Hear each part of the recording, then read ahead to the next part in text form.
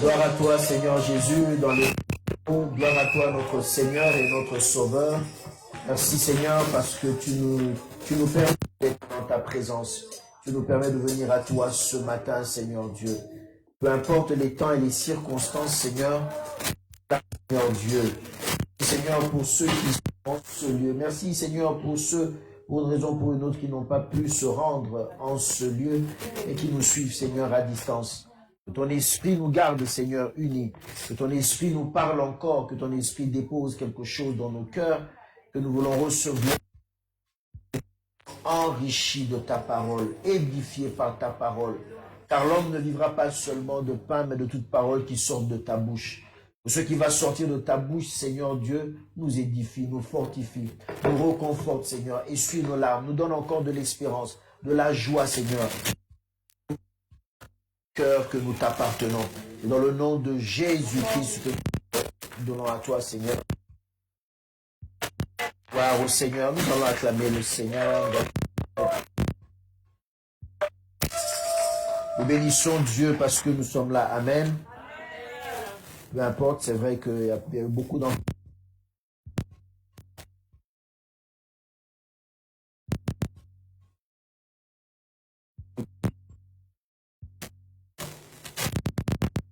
N'ont pas pu aujourd'hui parce que tu glorifies. Alléluia. Nous allons prendre la parole de Dieu.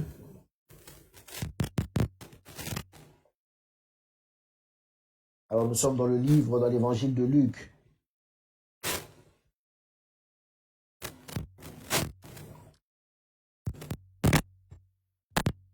Verset 36. Amen. Nous sommes en train de parler après la Pâque. On est en train de voir ce qui se passe après la Pâque. Après, donc j'ai dit à partir du verset 36. La Bible dit, tandis qu'il parlait de la sorte, lui-même se présenta au milieu d'eux et leur dit, la paix soit avec vous. Saisis de frayeur et d'épouvante, ils croyaient voir un esprit. Mais il leur dit, pourquoi êtes-vous troublés? Pourquoi pareille pensée s'élève-t-elle dans vos cœurs? Voyez mes mains et mes pieds, c'est bien moi. Touchez-moi et voyez, un esprit n'a ni chair ni os. Mais comme vous voyez que j'ai. En disant cela, il leur montra ses mains et ses pieds. Comme dans leur joie, ils ne croyaient point encore qu'ils étaient dans l'étonnement, il leur dit, avez-vous ici quelque chose à manger? Ils lui présentèrent un rayon de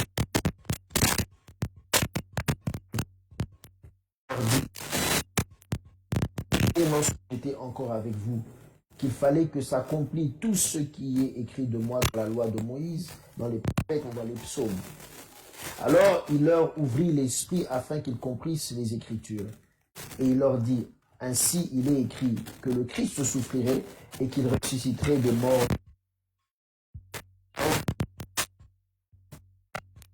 Serait prêché en son nom toutes les nations, à commencer par Jérusalem. Vous êtes témoins Père dans la ville jusqu'à ce que vous soyez réunis.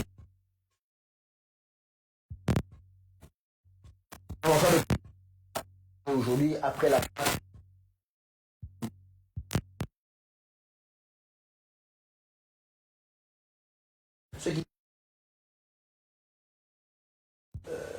après la Pâque, Christ est ressuscité, la vie a continué, mais cette vie qui a continué, il y avait dans le spirituel des choses qui étaient accomplies qui prouvaient que ce n'était plus une vie normale. Le danger pour nous aujourd'hui, c'est que quand nous sommes dans notre vie de tous les jours, nous ne nous rendons pas compte qu'il y a des signes que Dieu a annoncés qui s'accomplissent. Et ces signes-là, quand ça s'accomplit, normalement sur la terre, mais spirituellement parlant, il se passe quelque chose. Il n'y a que ceux-là qui comprennent, parce que ce sont des signes qui doivent nous alerter, qui nous disent qu'on a franchi un cap, on va à un certain niveau. Alors généralement, les gens dans le monde, quand on leur dit, mais voilà, ces signes sont en train de s'accomplir. Oui, sur le fait, tout le monde peut-être a peur. Sur le fait, tout le monde constate. Mais après, on se rend compte que la vie continue, comme si de rien n'était. On continue de dormir, de se réveiller et de vaquer à nos occupations comme si de rien n'était. Et c'est ça qui est trompeur.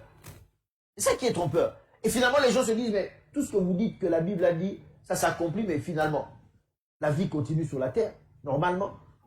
La vie continue sur la terre, normalement. Vous croyez que, voilà un exemple, la Bible nous dit que va venir un temps où il y aura celui qu'on appelle l'Antichrist. Vous croyez que quand l'Antichrist va venir sur la terre, le jour, je ne sais même pas de quelle manière il va venir. La Bible ne le précise pas. Je ne sais pas de quelle manière il va venir. Mais admettons. Il y aura plus 24 heures dans la journée, il y en aura 23 parce qu'il est maintenant sur la terre. Non. Vous croyez que cette terre, s'il passe quelque part, je ne sais pas s'il va naître comme un être humain normal, je ne sais pas de quelle nature il sera, je ne sais pas comment il viendra, je le dis encore, mais tout ce que la Bible nous dit, c'est qu'il viendra. Bon, vous croyez que quand il viendra, ça veut dire que quand il passe à un endroit, les lumières, je ne sais pas moi, s'allument, ou bien, je ne sais pas moi, il y a un tremblement de terre, ou bien quand il passe à un endroit, les gens tremblent, les gens tombent. Non, non, non. Il va venir, il va vivre parmi nous normalement. Le jour va se lever, le jour va se coucher, comme il en est question aujourd'hui. Mais il sera déjà là. Et le fait qu'il soit là, même si sur la terre, on va continuer à vivre, on va dire entre guillemets normalement, avec le jour qui se lève, qui se couche, spirituellement, les choses ne sont plus pareilles. Ça veut dire que si spirituellement parlant, les choses ne sont plus pareilles, ça veut dire que même si nous continuons à vivre normalement sur la terre, même sur la terre, les choses ne sont plus normales. C'est-à-dire qu'on a passé un cap de l'enlèvement. Je ne sais pas. Ça viendra à 6 h du matin, à 5 h du matin, à 4 h du matin, pendant notre sommeil, à midi, pendant notre déjeuner. Je ne sais pas à quelle heure ça va arriver. Mais admettons que le jour de l'enlèvement, ce jour-là, l'enlèvement va se faire à 13 h. Vous croyez que quand on va se réveiller à 6 h du matin, ce jour-là, le soleil sera différent? Non, il ne sera pas différent. Ça sera une journée normale. On va se réveiller de manière normale. Sauf que au moment voulu par Dieu, il va se passer cet événement-là. Et après cet événement-là, les gens vont paniquer, on va parler aux informations, etc. Après, la vie va reprendre son cours de manière normale. Et les gens vont se dire, mais finalement, votre signe, là, ça s'est accompli. Mais on ne voit rien de spécial. La vie continue sur la terre normalement. On continue d'avoir des galères, on continue d'aller acheter, à manger. Et c'est ça qui est trompeur. Quand on ne se rend pas compte que tout ce que Dieu vous a dit a un impact sur notre vie. Et quand on continue de vivre normalement, comme si de rien n'était, on passe à côté de quelque chose. Alléluia. On passe à côté de quelque chose. Bien aimé, faisons très attention. La Bible nous a donné, c'est que la Bible nous dit, ça donne aussi la vie sur la terre. Les chrétiens parlent de la Pâque, on a parlé de la Pâque, c'est vrai. Mais c'est comme si les chrétiens ne pensent qu'à la Pâque. Le dimanche de Pâque, on vient, c'est la grande fête à l'église, on célèbre, on mange, on fait tout ça, etc. On invite, on fait un séminaire, et après, le chrétien continue de vivre normalement, mais ce qu'il comprend, l'impact de la Pâque qu'il vient de fêter, c'est quoi? Bientôt, ça sera la Pentecôte. On va parler de la Pentecôte. Mais est-ce que nous comprenons dans notre vie? Et qu'est-ce que nous, chrétiens, devons faire par la suite? Qu'est-ce que nous comprenons par rapport à ces signes qui se sont accomplis? Christ ici est apparu à ses disciples après la résurrection de la Pâque. Et il commence à leur dire, il commence à leur faire comprendre, depuis le chemin qu'ils ont fait, il commence à leur faire comprendre que mais ce sont des choses que je vous ai annoncées. Et je vous ai dit que ces choses devaient s'accomplir. Ces choses ont commencé depuis l'Ancien Testament. On en parlait. Ça a été dit, la loi de Moïse a parlé de ces choses. Et maintenant, ce que vous voyez, c'est que l'accomplissement de tout ce qui a été dit. Mais pendant que Christ leur parlait ce jour-là qu'ils étaient en chemin, est-ce que vous croyez que ce jour-là, le soleil était de couleur verte? Est-ce que vous comprenez l'image que je suis en train de vous donner? Est-ce que ce jour-là, pendant qu'ils faisaient chemin, est-ce que vous pensez que ce jour-là, il y avait un tremblement de terre? Ou que le soleil a pris une autre couleur? C'était comme un jour normal. Ce jour-là, les gens voyageaient comme normal. Les gens étaient dans la rue, c'était une journée normale. Et eux aussi, en marchant, pour eux, c'était normal. Et la personne qui les accompagnait, pour eux, c'était qu'un voyageur normal qui voyageait comme eux. Alors que les choses avaient déjà changé. Alléluia. Que Dieu te fasse grâce, que tu comprennes les temps dans lesquels nous sommes en train de vivre. Et que tous les faits dont nous parlons, que tu comprennes l'impact que ça a dans notre vie. Et ici, je dis, Luc nous présente une chose, il y a beaucoup de points, mais on va prendre ce qui est important pour nous, du moins aujourd'hui. Quand Christ se révèle à eux, on va dire les dernières paroles qu'il leur amène, il leur fait comprendre que ce qui avait été dit par les prophètes devait s'accomplir. La Bible dit, alors il leur ouvrit l'esprit afin qu'ils comprissent les Écritures. Et il leur dit, il est écrit que le Christ souffrirait et ressusciterait des morts le 3e jour. Il commence par leur faire comprendre une chose. À la fin, il dit, vous êtes témoins. Vous êtes témoins de ces choses. Vous êtes témoins de quoi? 1.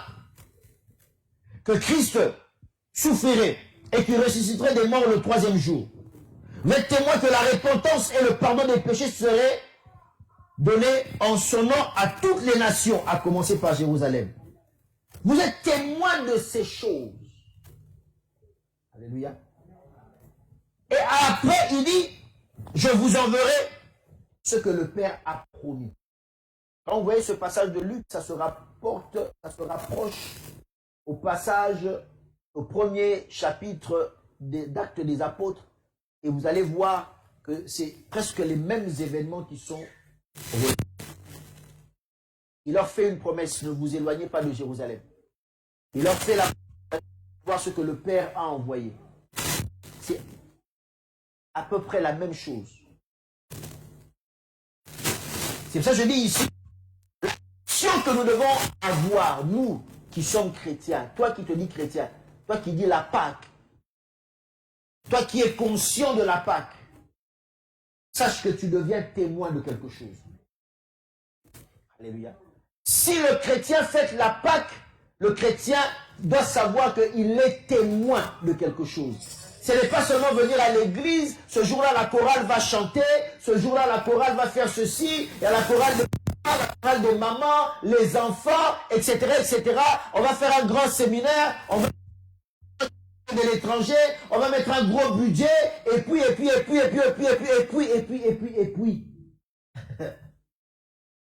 Mais est-ce que tu te rends compte que la Pâque fait de toi chrétien? Je dis bien toi qui te dis chrétien. Si je te dis que tu n'es pas chrétien, tu vas dire que j'étais jugé. Toi qui te dis chrétien, est-ce que tu es conscient que la Pâque fait de toi un témoin? La Pâque t'appelle à devenir témoin. Comme nous le faisons dans nos églises. Pas seulement sortir des gros budgets. On va faire venir, entre guillemets, les grands hommes de Dieu.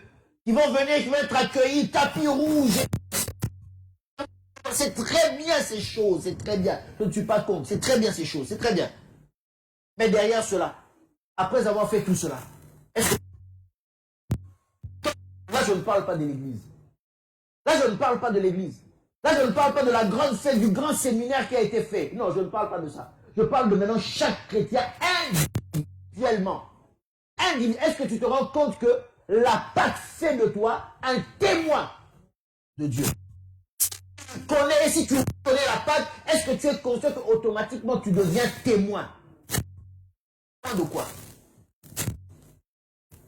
Alléluia. Témoin de quoi? Il faudrait qu'il y ait des personnes qui se lèvent de la part de Dieu. Si nous ne parlons pas de la part de Dieu, comment le monde saura? Comment le monde comprendra? 1 Corinthiens 1, 21. Car puisque le monde, avec sa sagesse, n'a pas connu Dieu, dans la sagesse de Dieu, il a plu à Dieu de sauver les croyants par la folie de la prédication. Paul dit ceci, puisque le monde, avec sa sagesse, le monde qui connaît tout, le monde scientifique, aujourd'hui, tout est expliqué scientifiquement. Tout est démontré scientifiquement. Il y a la logique. Il y a la psychologie. Il y a la philosophie. Tout doit s'expliquer. Tout doit se comprendre. Mais la Bible dit que le monde, avec toute cette sagesse, n'a pas connu Dieu dans la sagesse de Dieu. Le monde a connaître Dieu avec la sagesse des hommes. Mais si tu veux connaître Dieu, il faut connaître Dieu avec la sagesse de Dieu. Ça veut dire que tu ne peux pas connaître Dieu en dehors des Écritures de Dieu. Tu ne peux pas connaître Dieu avec ta propre intelligence. Tu ne peux que connaître Dieu avec l'Esprit de Dieu. Tu dois être conduit par l'Esprit pour comprendre ce que Dieu veut te dire. Et le monde, malheureusement, n'a point connu Dieu dans la sagesse de Dieu. Alors, qu'est-ce que Dieu a fait? Il a plu à Dieu de sauver par la folie de la prédication. Ça veut dire que quand tu es conscient de la Pâque, tu entres dans la folie de la prédication. C'est quoi cette folie de la prédication?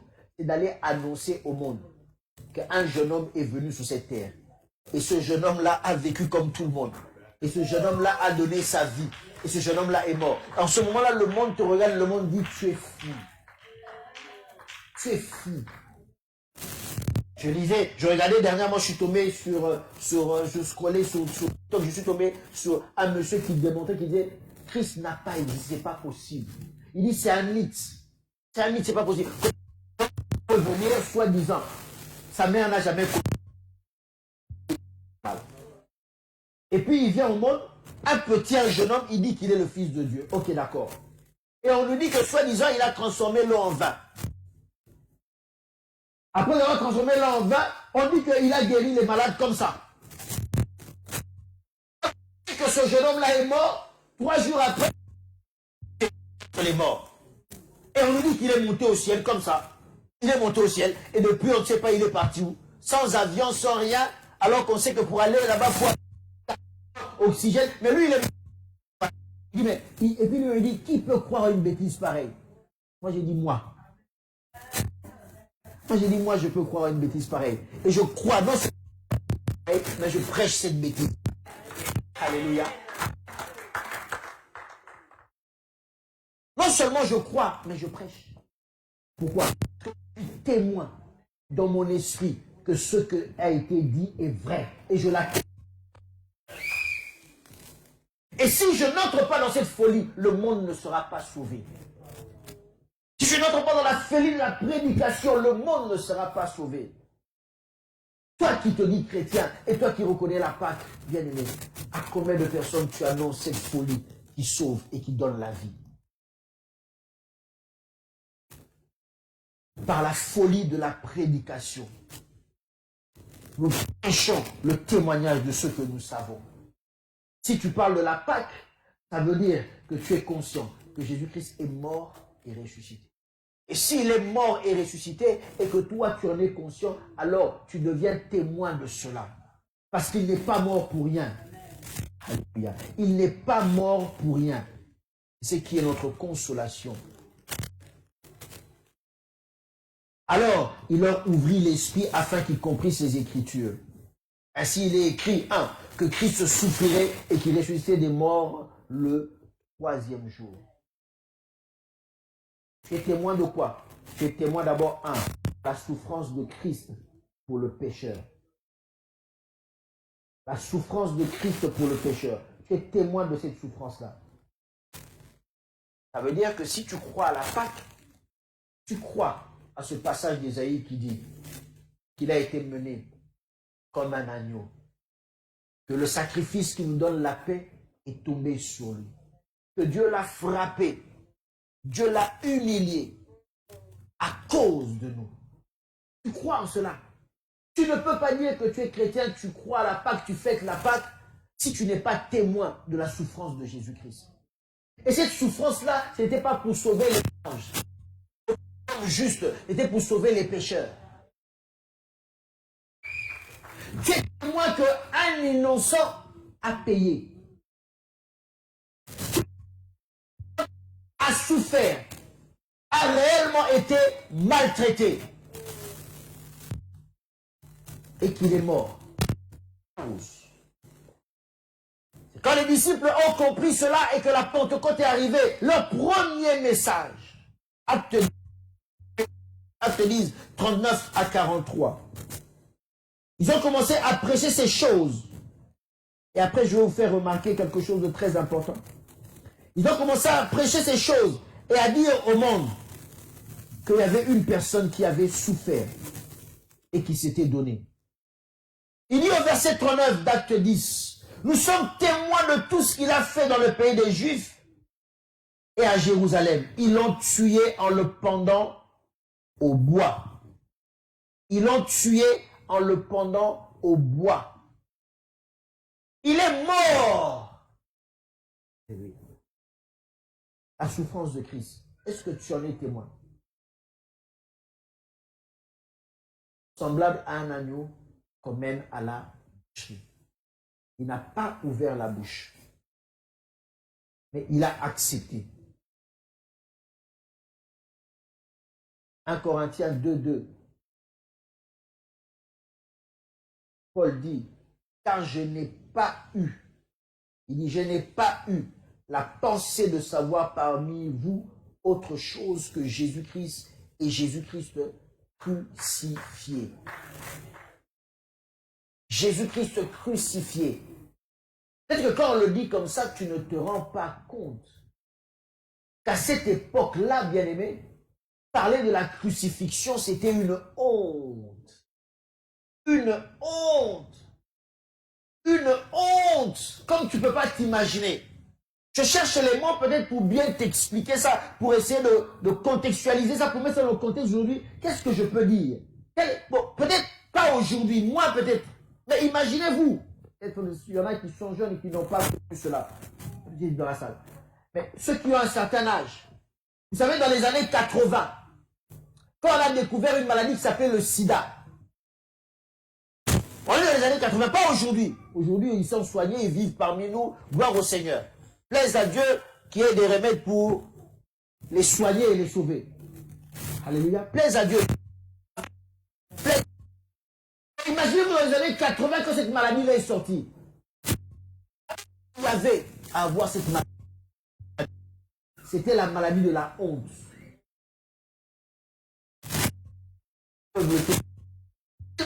La honte. Quand une personne avait cette maladie-là, on cachait. Quand une personne mourait de cette maladie-là, on cachait. On ne pouvait pas. On ne pouvait pas. C'était la honte. Maintenant, imagine-toi qu'à cette époque-là, toi, tu oses venir dire, mon père est mort, il est mort de sida. Comment les gens, tu dis, mon mari est mort de sida.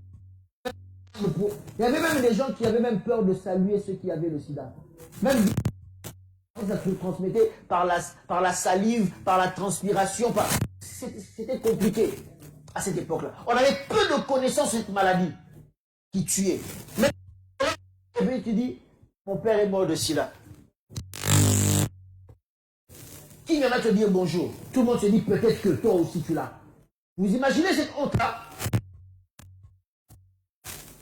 Aujourd'hui, je ne sais pas qu'est-ce qui peut être de si forte honte que... Je ne sais pas, peut-être ça me viendra. Mais je te donne cet exemple-là. Mais maintenant, les disciples, eux, ils osent dire que nous prêchons Christ. Ça veut dire que le Christ qui a subi le châtiment d'un voyou, pire qu'un voyou, c'est-à-dire une personne moins qu'un homme, même moins qu'un être humain. Et c'est ça qu'eux, ils mettent en avant. Cette partie de honte, cette partie-là qu'ils mettent en avant. Comme pour dire, il a réellement souffert jusqu'à mourir à la croix, mais pour le pécheur. Est-ce qu'aujourd'hui tu es capable de parler de la croix?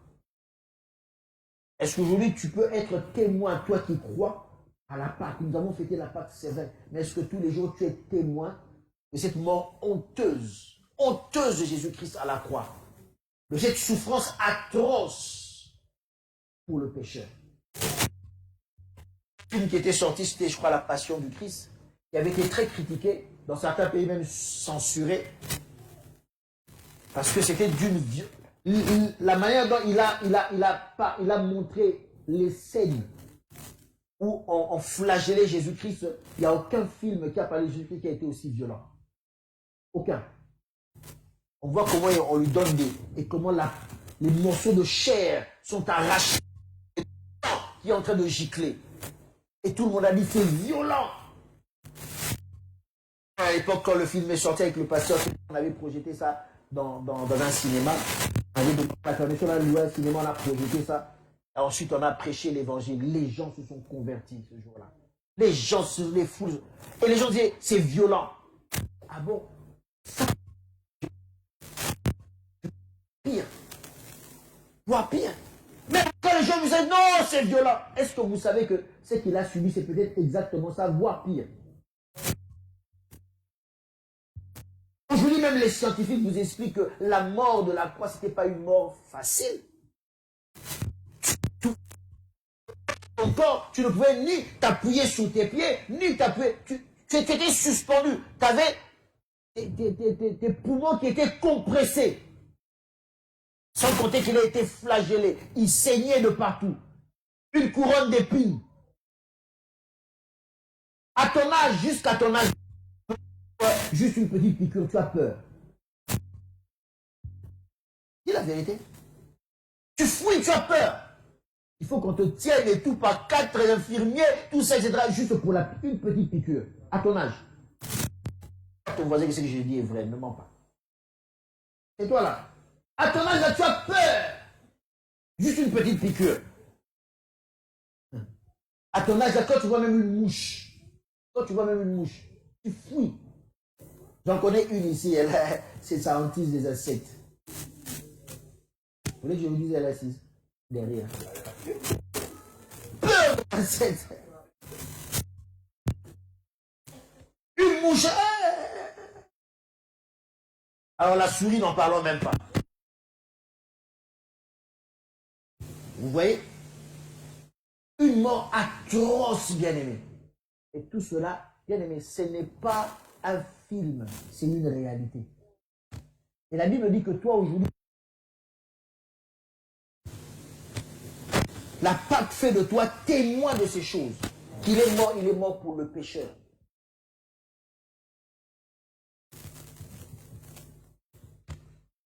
Non seulement cela, mais la Bible nous dit aussi, on va revenir dans le livre de Luc, qu'il est mort et il a souffert, mais non seulement il a souffert, mais Luc nous dit aussi qu'il est ressuscité. Alléluia. Luc nous dit qu'il est ressuscité.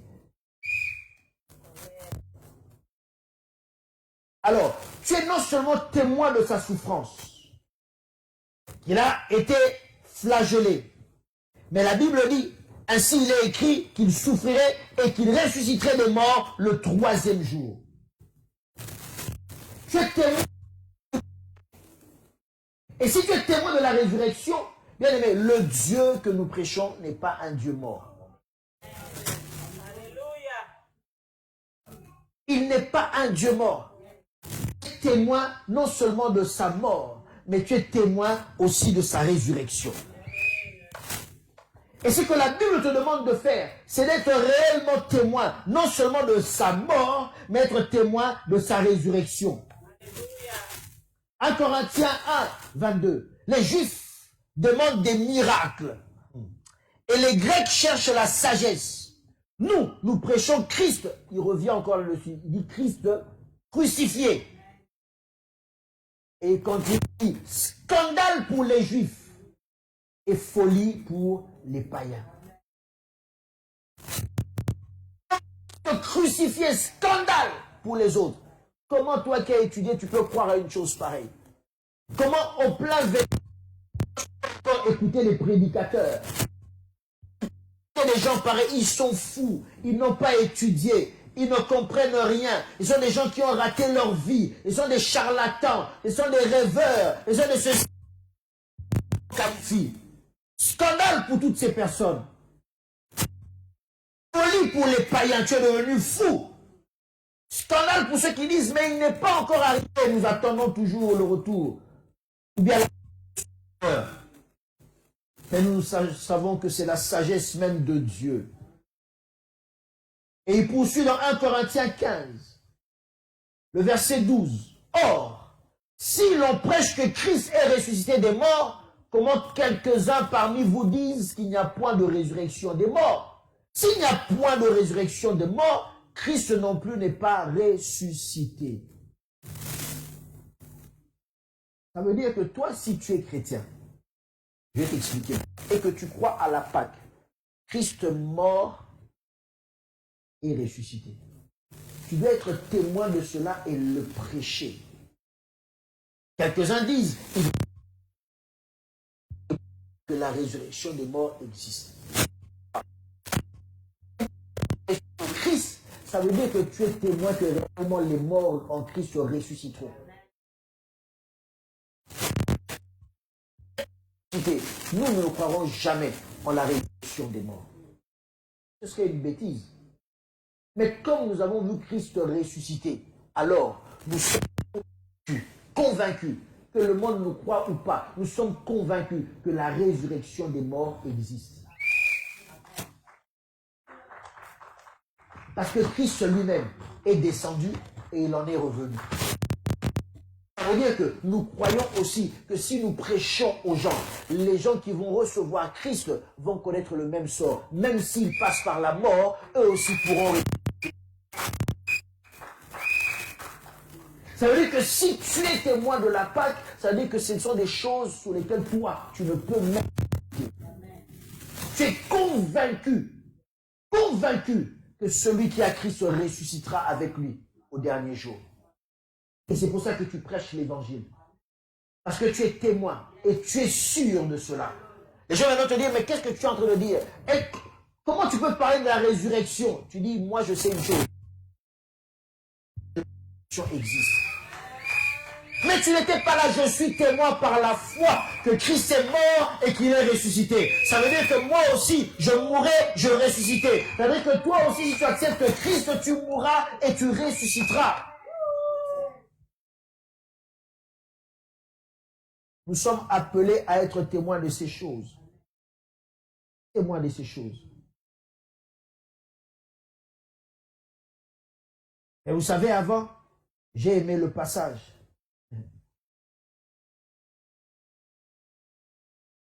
Qui nous dit ceci, que quelques-uns recherchent des miracles. Il n'y a point de résurrection. Les gens le disent. Dans 1 Corinthiens 1, je le disais, les Juifs demandent des miracles et les Grecs cherchent la sagesse. Mais nous prêchons simplement Christ crucifié, scandale pour les Juifs et folie pour les païens. Bien aimé, aujourd'hui l'Église a un problème. L'Église a un sérieux problème. C'est que nous faisons beaucoup de choses et des fois nous ne le faisons pas dans l'ordre. Nous faisons beaucoup de choses et des fois nous ne plaçons pas les choses par priorité. Nous faisons beaucoup de choses et nous avons aujourd'hui, surtout aujourd'hui, tendance à négliger certaines choses qui sont très importantes. Mais importantes, fondamentales, nous avons tendance à les oublier. Pourquoi? Parce qu'aujourd'hui, nous ne voulons pas répondre aux besoins du cœur de Dieu, qui est de sauver les hommes. L'Église ne regarde plus ce besoin-là. L'Église ne regarde plus la détresse qu'il y a dans les cœurs des hommes pour leur apporter la vraie réponse à leurs problèmes. Et la vraie réponse aux problèmes de l'homme, de l'être humain. Bien aimé, au-delà de ce que tu demandes à Dieu, la guérison, c'est une bonne chose. Et tu as raison de le demander à Dieu. La bénédiction, le mariage, les enfants, la prospérité, légitime. Tu me comprends? C'est légitime. Tu as le droit de demander. Je le dis toujours ici. Si moi qui suis chrétien, je ne demande pas à Dieu, à qui je vais demander? Si je te dis, toi qui es malade, de ne pas demander à Dieu, à qui je vais te demander de demander? Non. Je t'encourage à demander à Dieu et Dieu te guérira, il entendra ta prière. Besoin, Dieu entendra. Demande à Dieu, tu as raison, il le fera. Tu ne peux pas te diriger vers une autre personne si ce n'est vers Dieu. Tu me comprends? Mais le vrai besoin fondamental qu'il y a dans le cœur de l'homme, c'est d'être réconciliés avec Dieu et d'avoir la vie éternelle. Parce qu'au-delà de toutes ces choses qui sont très bonnes, ici, quelquefois même les chrétiens ne sont plus conscients de cela. Quelquefois nous-mêmes les chrétiens, ici sur la terre, nous ne sommes que passagers. La lecture à l'envers. Quand je suis en train beaucoup de méditer, à cause de beaucoup de choses peut-être qui me sont arrivées, j'ai perdu des êtres chers autour de moi, il n'y a pas longtemps encore. Et j'étais en train de méditer, ce sont des gens que j'ai vus. Et puis quelques jours après, on vient te dire que la personne est morte. Et j'aime beaucoup méditer sur quand la Bible dit « Apprends-moi à compter mes jours ». Mais comment il faut compter finalement? Et je me suis rendu compte que finalement, les êtres humains, on compte et on voit les choses à l'envers.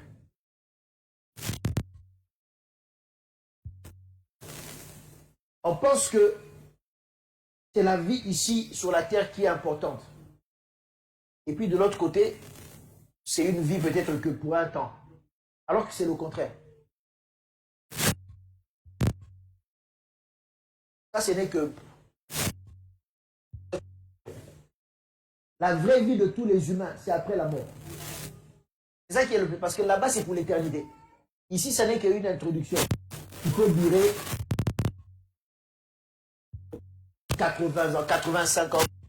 De l'autre côté que les choses vont se passer. Parce que là-bas, ça sera pour l'éternité. Mais nous, on a l'impression de vivre à l'envers. Plus les choses d'ici, que les choses de là-bas.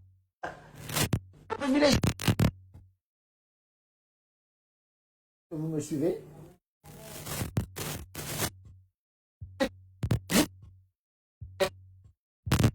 On ne répond plus à ce besoin.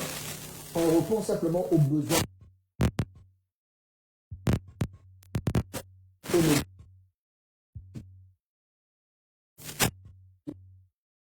Tu as un besoin.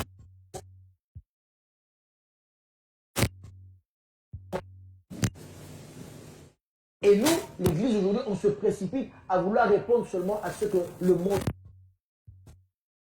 pour faire plaisir aux gens. Comme ici la Bible dit, il demande la sagesse. Il demande des miracles. Et l'Église se dit, aujourd'hui, on va répondre rapidement à ce besoin-là. Le monde d'aujourd'hui veut quoi? Les miracles. Le monde d'aujourd'hui veut quoi? Les prophéties. Le monde d'aujourd'hui veut quoi? Les paroles de connaissance avec des exactitudes. Le monde d'aujourd'hui veut quoi? Les grands. Le monde d'aujourd'hui veut quoi? La plus grande église, les méga church. C'est très bien. C'est très bien. Si on me donne le plus grand bâtiment pour notre église, je ne dirai pas non. Je ne dirai pas non, je prendrai. Et pour vous dire que si je ne le dis pas par jalousie, par quoi que ce soit, moi-même, je veux aussi qu'on atteigne ce niveau-là. Pourquoi pas? Est-ce que vous comprenez? Mais ce n'est pas ça qui est principal. L'église commence à courir derrière cela. Tu auras l'église avec l'écran géant derrière. Tu auras l'église avec le plus. Tu auras l'église avec tous les notables du pays qui viennent prier là-bas. Qui aura l'église avec le président de la République qui est le fidèle de cette église? L'église avec le pasteur le plus connu qui a le jet privé. Qui a l'église avec là où il y a des prophéties à foison. Dès que tu entres, on te décrit tout ce que tu as fait la veille, le lendemain, ton grand-père, tes arrière-grands-pères. Voilà. Le monde veut ça aujourd'hui. Alléluia. On parle bien français, on parle bien anglais. Il y a la chorale. Et le besoin fondamental, c'est lequel? Ils ont ensemble bien. Faire une parenthèse dans les ensemble. C'est quand même curieux. C'est quand même curieux. Suis-moi très bien. Christ dit, ne vous éloignez pas jusqu'à ce que vous allez recevoir ce que le Père a promis. D'accord. Vous attendez quelques jours un événement qui ne s'est jamais produit sur la terre. Jamais. Je dis bien la première fois. Le Saint-Esprit descend sur les hommes. Des langues de feu. La puissance du Saint-Esprit, il parle dans de nouvelles langues. Des gens qui sont montés à Jérusalem pour la fête, ça, ces gens-là, dans le droit, activé l'attention de toute la ville. Alors que les gens montaient pour aller au temple. Mais ce jour-là, les gens n'allaient plus au temple, ils s'arrêtaient devant cette maison-là. Et les gens disaient, mais qu'est-ce qui se passe ici? Et la manifestation de l'Esprit que Dieu puissant avait promis. Et il savait qu'avec ça, vous recevrez une puissance. Le Saint-Esprit surviendra sur vous et vous serez mes témoins. Vous imposerez les mains aux malades, les malades seront guéris, etc., etc., etc., etc. La puissance de Dieu démontrée comme jamais. Je dis bien comme jamais.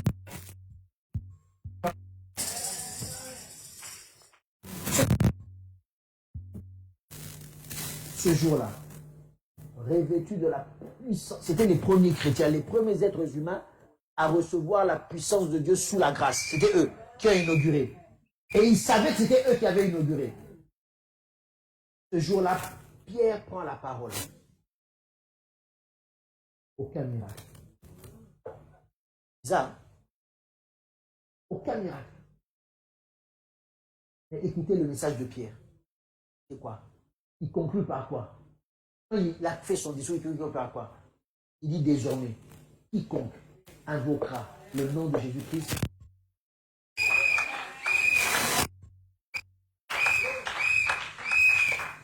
quand j'ai lu ça, j'ai dit, Pierre, toi, tu ne connais pas Matalana, c'est quoi? Tu n'as rien compris à l'histoire.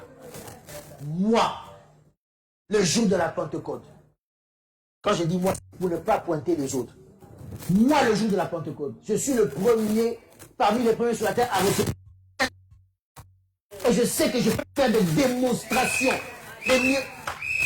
Mais quand je sors, j'oublie même qu'il y a des païens. Je dis, emmenez-moi tous les morts.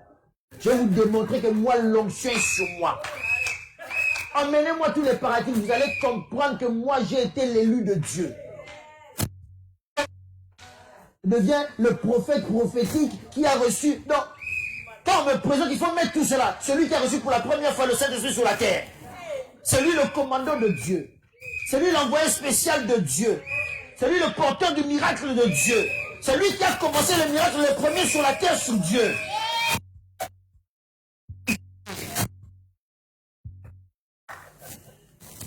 Et ce jour-là, du matin au soir, je vais démontrer la... Tous les gens qui... Toi, ton autre grand... Toi, si on commence jusqu'à l'homme de Néandertal, même l'homme de la pierre polie, toi, ton grand-père, je crois qu'il était peut-être borgne. Je vais démontrer, je donne même le nom, ton ancêtre. Ton ancêtre. Je remonte jusqu'à l'homme de Néandertal, jusqu'à l'âge de la pierre polie, je donne le nom de ton ancêtre. Tel que je te vois, ton ancêtre, en fait, vous venez de la Chine.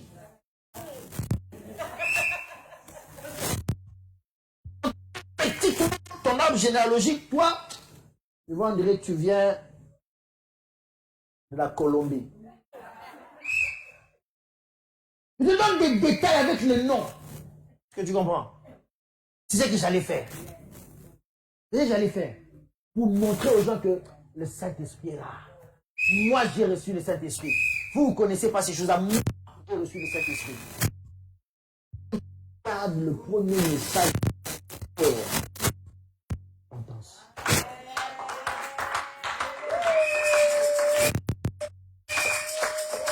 Et c'est pas si tu as déjà fait attention à ça. La repentance. Ce jour-là, aucun miracle. Ce jour-là, aucun miracle.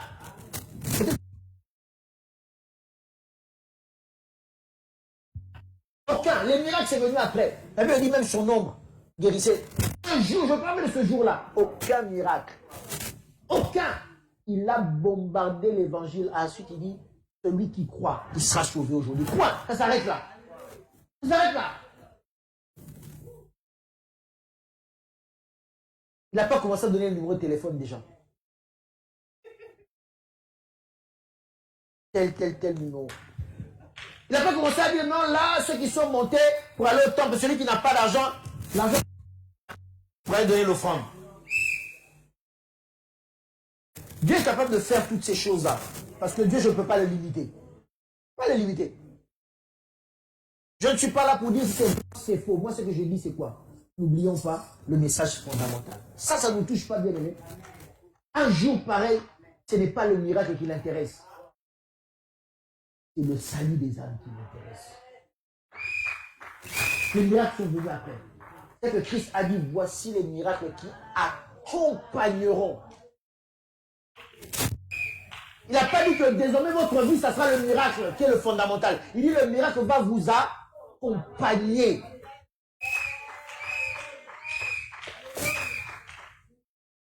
Bien aimé, être témoin de la Pâque, c'est savoir donner le message aux hommes et leur dire une chose, que Christ est ressuscité. Il est mort, il est ressuscité. C'est qui est le message. Ne nous éloignons pas. Maintenant, est-ce que les miracles, j'en suis contre? Non. Est-ce qu'il ne faut pas prier pour les malades? Viens ici, on priera pour toi. Il y a beaucoup ici qui en a prié des miracles. Je ne suis pas contre cela. Parole de connaissance. Moi, Dieu m'a fait grâce. En tout cas, parmi les dons que j'ai la parole de connaissance. Ceux qui ont travaillé avec moi peuvent me témoigner, même ceux qui me suivent. Je ne suis pas contre ces choses. Mais est-ce que nous pouvons ne pas oublier que le salut des âmes, c'est le plus important? C'est le plus important. Christ, quand il est ressuscité, c'était d'abord pour le salut des âmes. D'abord pour le salut des âmes. Il dit, allez, prêcher la bonne nouvelle. De changer de vie. Et toi, tu es témoin de ces choses, bien-aimés. On va finir par une dernière chose qui est dans Luc. Vous êtes témoin aussi.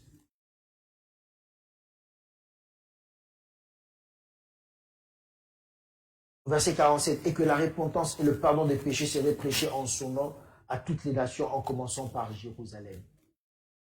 Tu es témoin également d'une chose qui est très importante. La repentance et le pardon des péchés. On va avancer rapidement. Acte 13.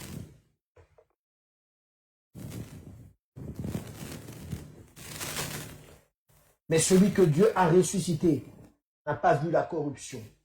Sachez donc, hommes, frères, que c'est par lui que le pardon des péchés vous est annoncé, et que quiconque croit est justifié par lui de toutes les choses dont vous ne pouviez être justifiés par la loi de Moïse. Alléluia.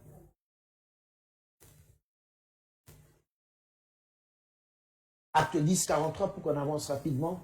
Tous les prophètes rendent de lui témoignage que quiconque croit en lui reçoit par son nom le pardon des péchés. Ça, c'est une chose encore très importante pour l'Église. L'Église là-dessus.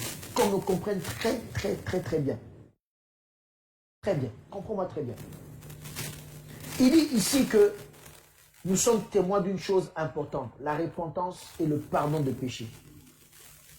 Il dit que c'est par lui, dans le acte 13, 37, que le pardon des péchés nous a été annoncé.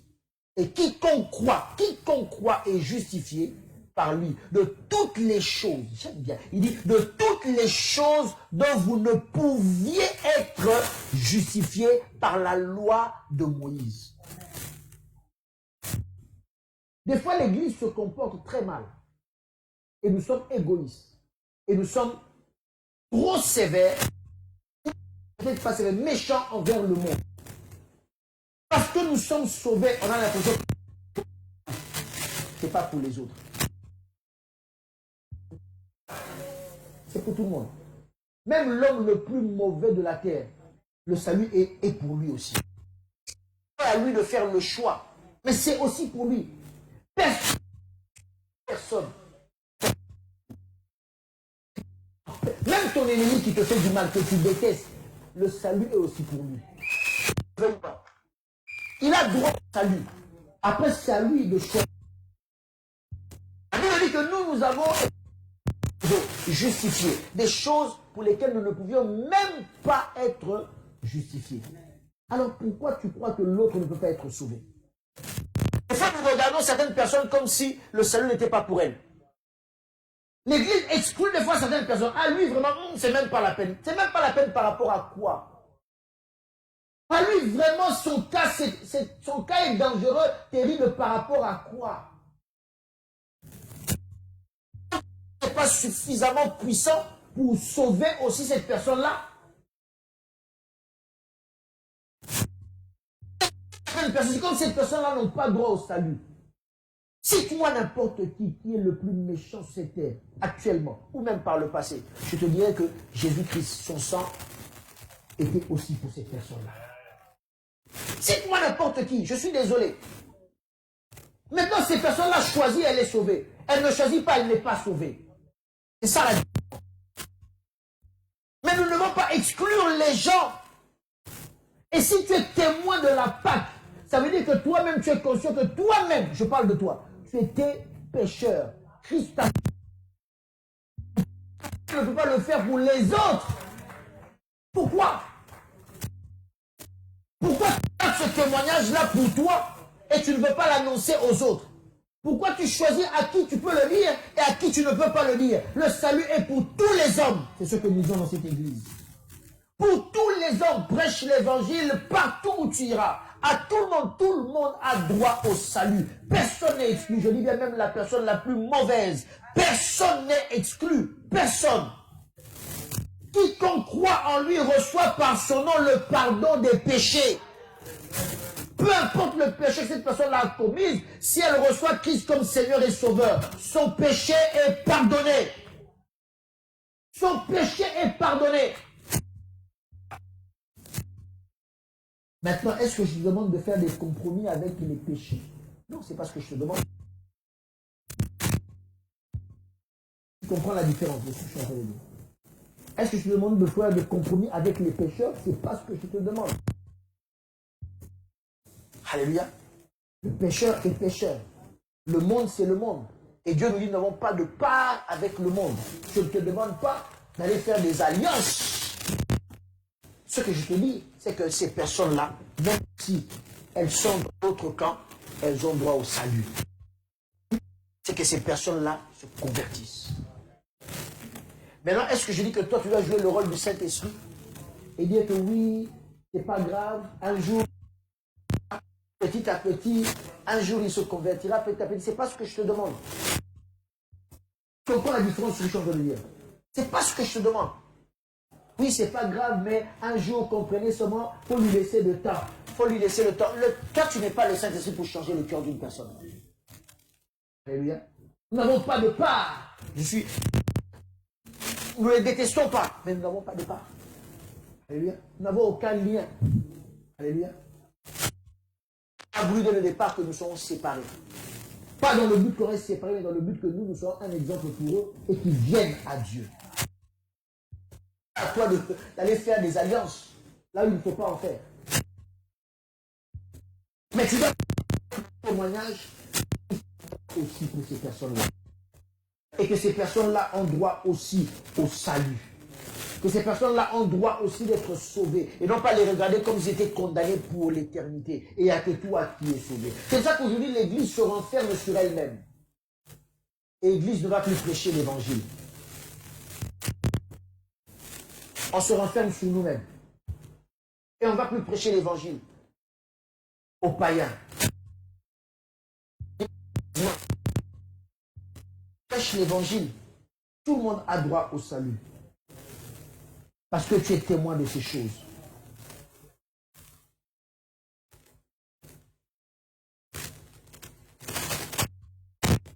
Amen. Allons finir.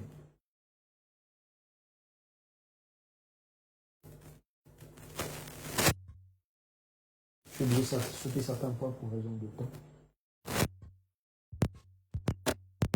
On va finir pour ceux qui fait le plus mal. Ah, tu dis pas Amen, tu as peur? Fait le plus mal. Éphésiens 4, 32.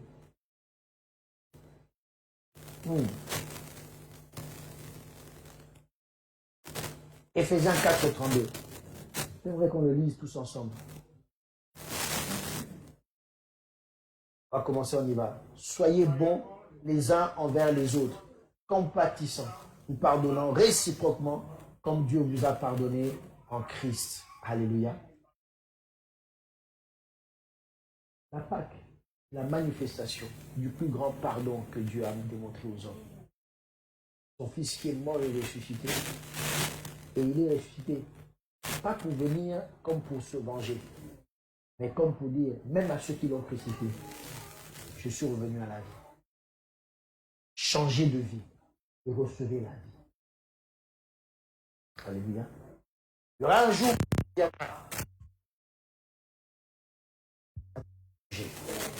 ah là, ça sera trop tard. On devra pour juger. Et quand il est ressuscité, ce n'était pas pour se venger. Pas pour se venger. J'imagine ça aurait été moi qui me tue et puis je ressuscite.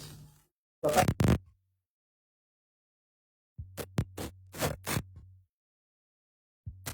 On le voit, c'est ce qu'il dit, pasteur. On a entendu quand les gens veulent dire les dernières paroles alors qu'on a descendu la dépouille.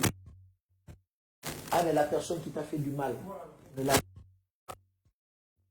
personne là aussi te suivent sous la terre d'ici quelques mois. Manger, n'est-ce pas? Maintenant, imagine-toi, toi, on t'a fait du mal. La première des choses, tu vas dans la maison de ces personnes-là, n'est-ce pas? Ce n'est pas la vengeance. Ce n'est pas la vengeance que tu vas chercher entre nous humains. Mais dès que la personne te voit, elle pique même une crise cardiaque. Alléluia. Mais Christ est mort et ressuscité, il n'est pas apparu à Pilate. Il n'est pas apparu aux gardes, ni les gens qui ont craché sur lui, ni les gens qui l'ont battu. Ce n'était pas ça son problème. Alléluia. Ce n'est pas ça son problème.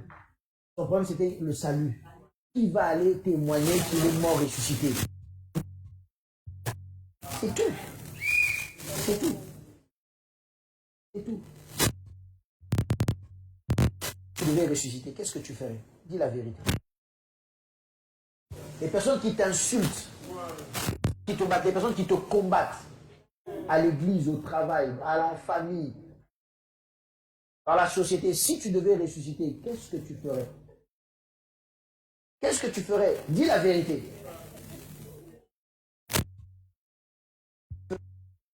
N'est-ce pas la première chose, ce serait de et de démontrer que moi je suis puissant, tu as voulu me tuer, mais je suis revenu à la vie. Maintenant que je suis revenu à la vie, je veux rendre des comptes. C'est ça l'être humain. Et si nous sommes témoins, bien-aimés, de la résurrection, la Bible dit, soyez bons les uns envers les autres, compatissants, vous pardonnons réciproquement comme Dieu vous a pardonné en Christ. Pourquoi?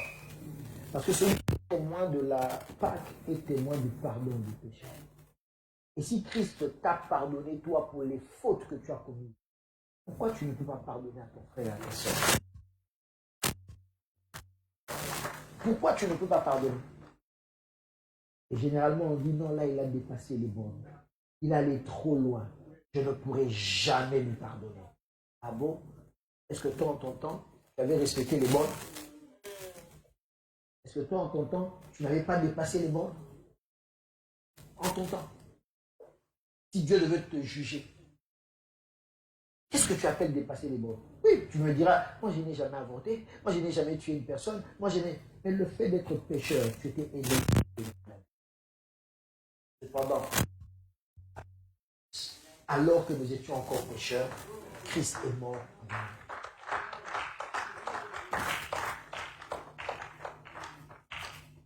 Celui qui est témoin de la Pâque doit croire au pardon et pardonner lui-même les autres. Comment vas-tu prêcher le pardon de Christ si toi-même tu ne sais jamais pardonner? Bizarre. Celui qui t'a fait du mal, tu as la rancune dans ton cœur. Tu n'as jamais pardonné. Mais te voilà aller dire à un pécheur, viens à Christ, Christ va pardonner tous tes péchés. Tu crois au pardon de Dieu, mais toi-même tu ne pardonnes pas.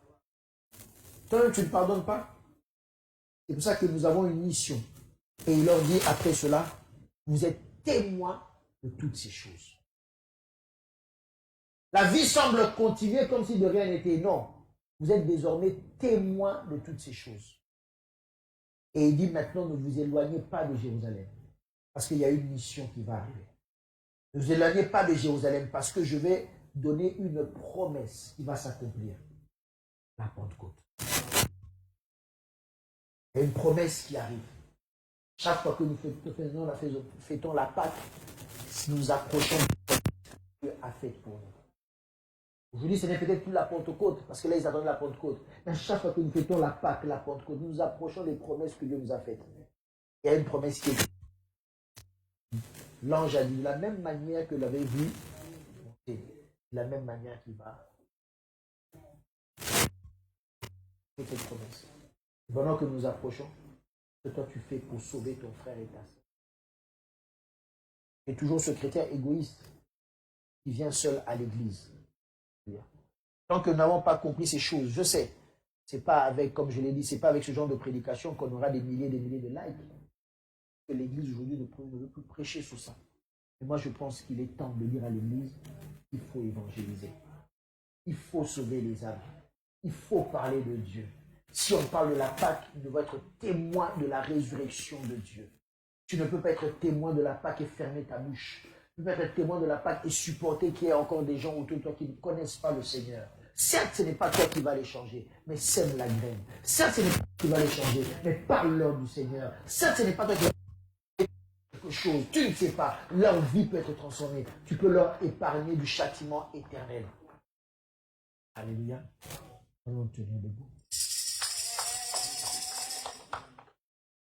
Merci Seigneur. J'aimerais que tu pries. Que tu dises, Seigneur, je vais être témoin. Je vais être simplement témoin. Que tu pries simplement, que tu dis, Seigneur, je vais être témoin. Ouvre ma bouche, que j'apprenne à parler. Témoin de ta résurrection, de la souffrance que tu as endurée et le salut